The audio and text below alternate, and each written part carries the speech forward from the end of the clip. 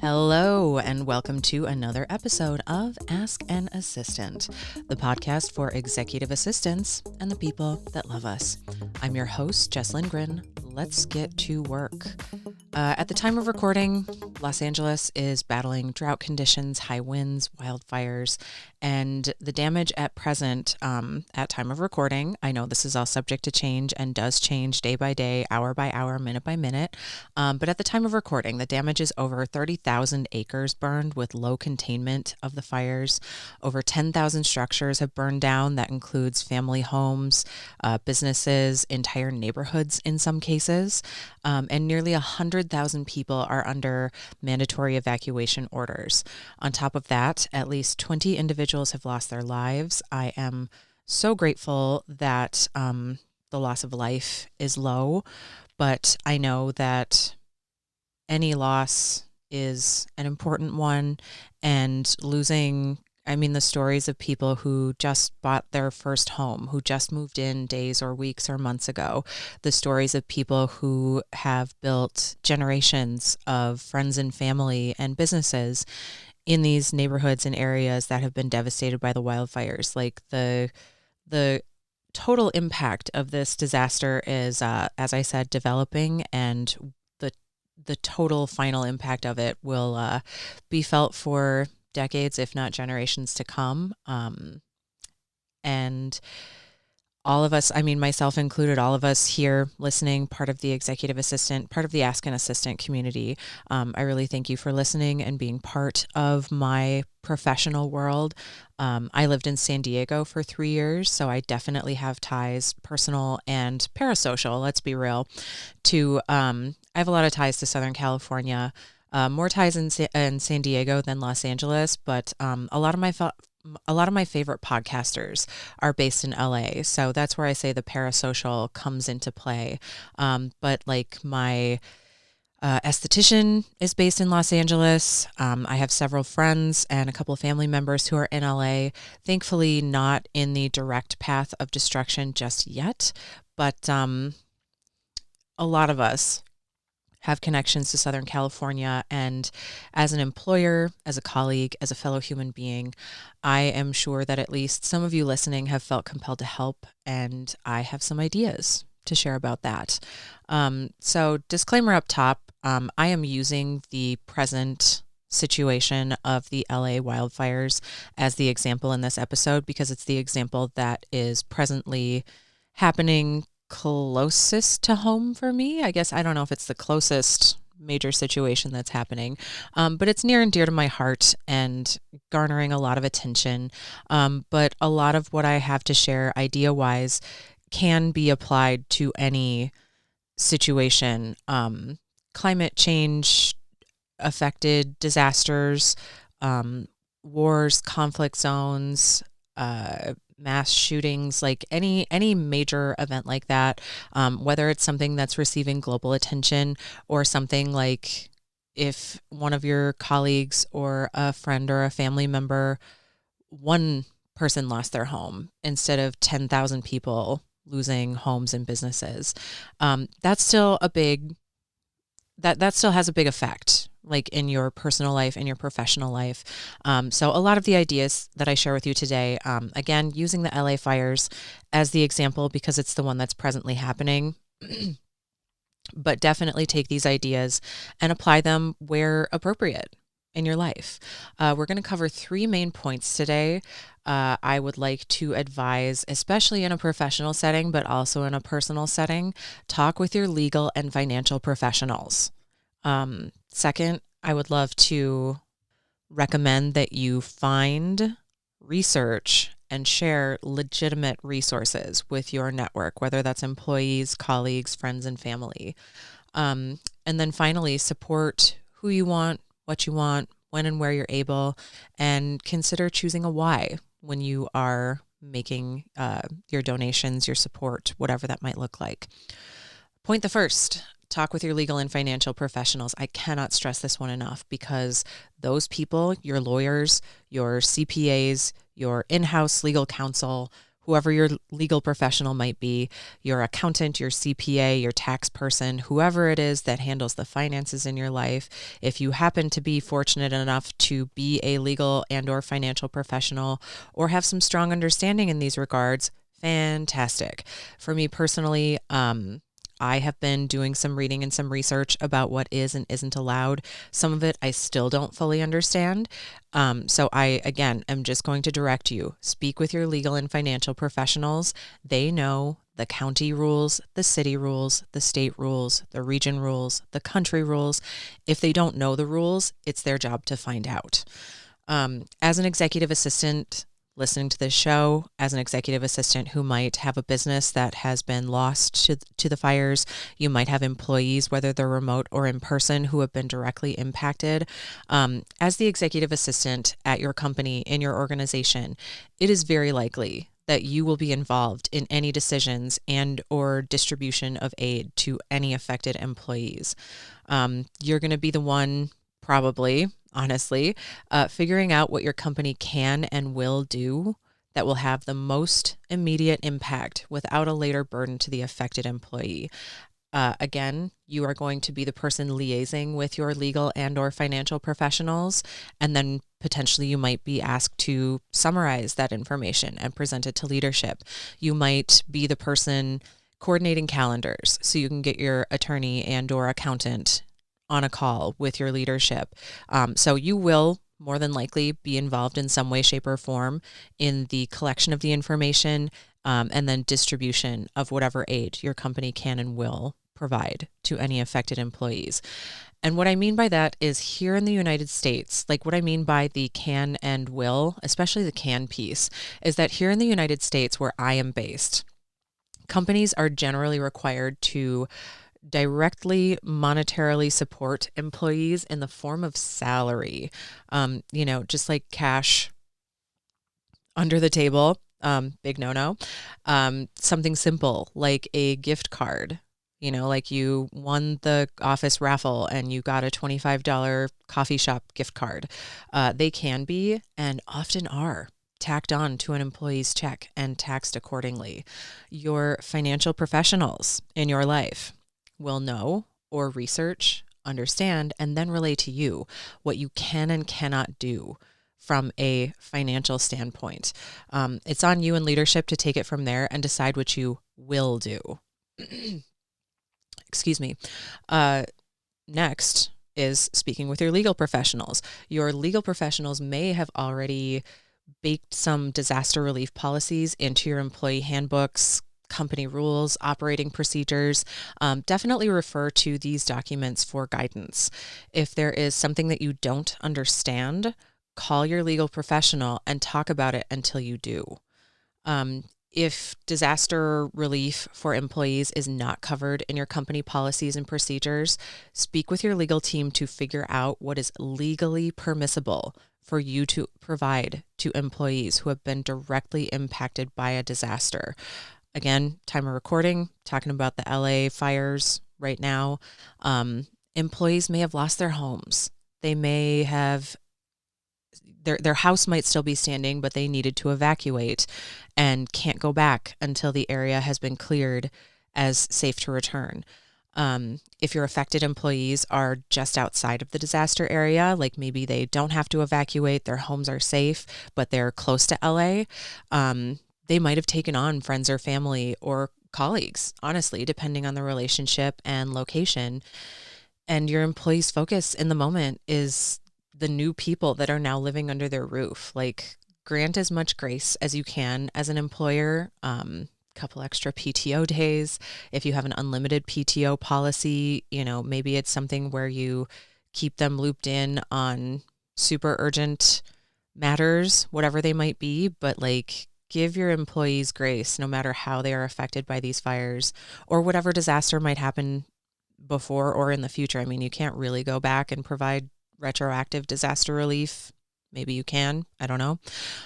But for this and future disasters and big happenings, if you will, provide what resources your local laws and company budget will allow. Also make sure you are providing those resources fairly. Don't give one person $9,000 and somebody else $1,000 worth of relief. Like, make sure that whatever it is that you're giving out, that it's fair across the board.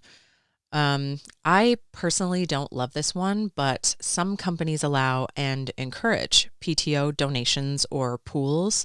If this is the best that your company can do, please do it. Like, don't take one person's opinion about whether or not they love a PTO bank. Like, I'm sure people have benefited from PTO pools, and it's been a big relief, a great help.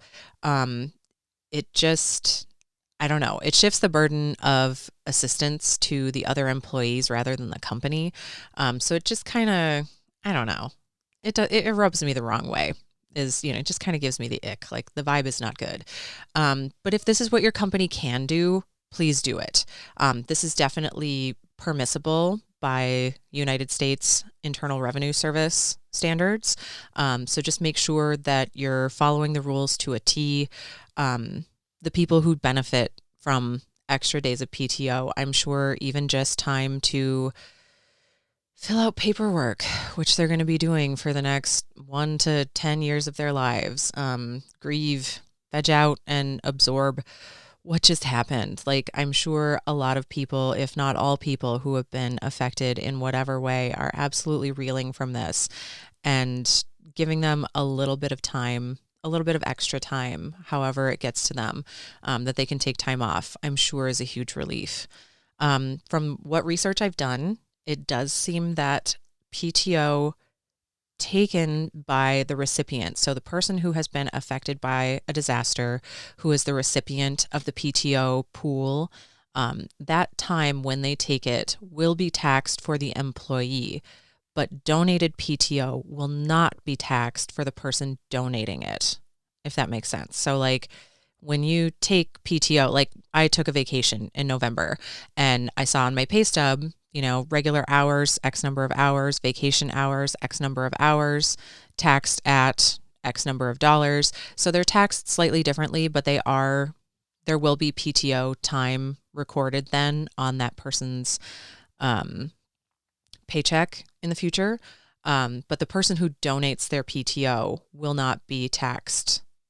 They will just be giving a PTO hour, day, week, whatever. Again, talk with your legal and financial professionals. They know how this stuff works. Moving on, point the second. Find, research, and share legitimate resources with your employees, colleagues, friends, and families. I personally, during this one, was... what do I want to say here? I shared a piece about the city of LA cutting the firefighters' budget to give more money to the LA PD, and a lot of then, like, city employees jumped on to say, like, hey, that's not true. So just make sure that when you are sharing resources and information, that it is correct, that it has been fact checked, that it has been independently confirmed. And that's something that you can use your critical thinking skills, which you as an executive assistant have in spades. So use those critical thinking skills, reach out, make sure that things are correct before you share them. It was something that I thought was coming from a lot of different voices, from a lot of people that I know, love, and trust. And again, 2 days later, turned out to not be true. So just make sure that you're operating with best intentions and that you are operating with fact-checked information. One of the best resources that I've seen in the past few days is a spreadsheet circulating of GoFundMes for Black families who lost their homes. Right now, the list is 500 names and counting. When I first checked it, it was like 200. It's up to 500. Altadena was a historically Black neighborhood, an area where Black families were allowed to buy houses and did. Areas where multi-generational families were living together. I think that is a really excellent place if you feel so compelled to donate. Just historically underserved area and people who have now lost their generational homes, their generational wealth. GoFundMe is a legitimate, trusted website. And there's links inside of the spreadsheet that I will link in the show notes, and you can pick any fundraiser that you want, double check it, find a friend of a friend, find some kind of connection to LA, whatever it might look like. But that is one of the best resources that I've seen floating around. Depending on who you follow and what you want to support, I've seen spreadsheets of like collected GoFundMe campaigns for Black families, Latino families, artists, musicians, animators, comedians, etc. Like pick a niche, pick a campaign, and donate accordingly. Point the third, rounding out the three things that I said we would talk about today, the who, what, when, where, why of it all. We love that here on Ask an Assistant. The example that comes to mind for me is, let's say you're a musician and you feel called to donate gear to someone who lost their studio. There's a lot of creative professionals out there in LA, and sadly, this is a very common situation. But that right there, that's your why, who, and what in one fell swoop. The when is definitely now, but it will also be ongoing as people start to relocate, rebuild, and realize what they need. Day by day, week by week, month by month, probably year by year. You might opt to support a centralized musicians fund. Maybe your favorite LA-based artist has a GoFundMe, a Venmo, a PayPal link, a Patreon, a Substack, like some other way that you can directly support them. Pick a where and donate. If it's a one-time thing, amazing. If it's $5, incredible. Every little bit adds up and helps. Pick that who, what, when, where, why, and do it. Personally, I just spent my Christmas money on donations to a few organizations and people that I will link to in the show notes. They are Solidarity and Snacks, which I found through the Yo, Is This Racist podcast. Tawny Newsome, Andrew T. Andrew T volunteers with them regularly. I support their Patreon and also kick them some cash to they do distributions of food, water, and supplies for the residents of Skid Row in LA. I donated to Junior High LA. They are a community space in Los Angeles that I found. I don't know their exact location off the top of my head, not an Angelino, don't know my neighborhoods, but a few comedians and podcasters that I love posted about them. So I made a donation to that organization. I sent some money to my LA-based esthetician who recently had knee surgery and had to evacuate on crutches with one leg that is not weight-bearing at the moment. I also sent some money to Blair Imani of Smarter in Seconds fame on Instagram. She presently has 11 family members who lost their homes, now living in her home indefinitely. I think she said it's 4 or 5 kids, and then the rest is grown-ups. What a generous and incredible thing. Like, I'm amazed that she has the space and is able to take everybody on. But in that situation, like literally every $5 will help support an unexpected 11 people. I personally chose to split up my donations, but I came across Caroline Moss from G Thanks, had a really great idea. Basically, if you don't have a direct personal connection to someone in LA, but you do want to help, you can adopt, quote unquote, like adopt one GoFundMe campaign and focus all of your efforts there. If you're having casual conversations with people, recommend that they donate to that one campaign. Have the link handy so you can text it to people. You can DM it to people. Put it in a newsletter if you're a content creator, a person who does that. Tweet it out. Even some random person seeing your post on Blue Sky might feel compelled. They might really love what it is that you're putting out into the world, or might say, hey, I've got $5, $10, $100, $1,000, and might just bless somebody's campaign with an extra little boost. Tell family, tell friends, tell colleagues, treat it like you're a Girl Scout in the 90s, going door to door selling cookies, and fundraise until that goal is met and then some. Nora McInerney of TTFA fame often says to support how and where you can with what skills, interests, and resources that you have. Her formula is what you can do competently, what you will do humbly, and if possible, consistently. And where those two meet, there's your answer. It could be that you donate $5 to 5 GoFundMe campaigns. It could be a $5 donation monthly to a person or organization who's been affected by whatever the present disaster is. It might be offering pro bono administrative help. If you're a paralegal, maybe you can help people understand their insurance policies or understand what's going on. If you work in an insurance agency, like what a great service to provide to somebody who is overwhelmed just by the loss of their home and now has to relocate and continue paying mortgage payments on a house that no longer exists. Whatever it is that you can do and will do, please do it. Listen to the people on the ground. As of right now, and with most disasters, the most helpful thing is money. People need money so that the people who are directly affected can make their own choices about what they need.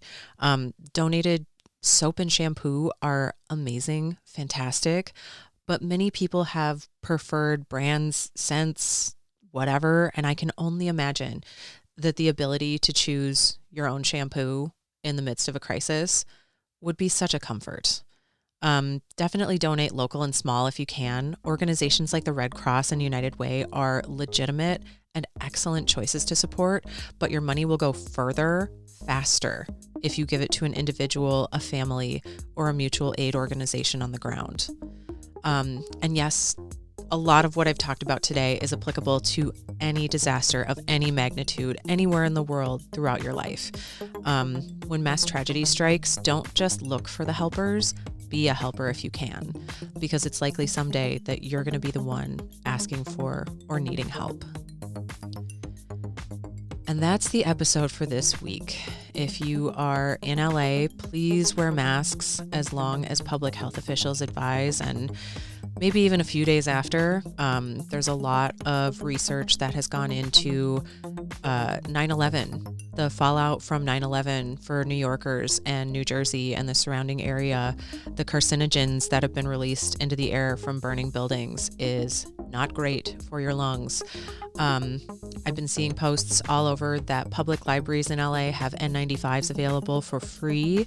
Swing by, grab a few, share a few, make sure you're wearing them, evacuate when officials tell you to, and stay safe. And until next time, take care.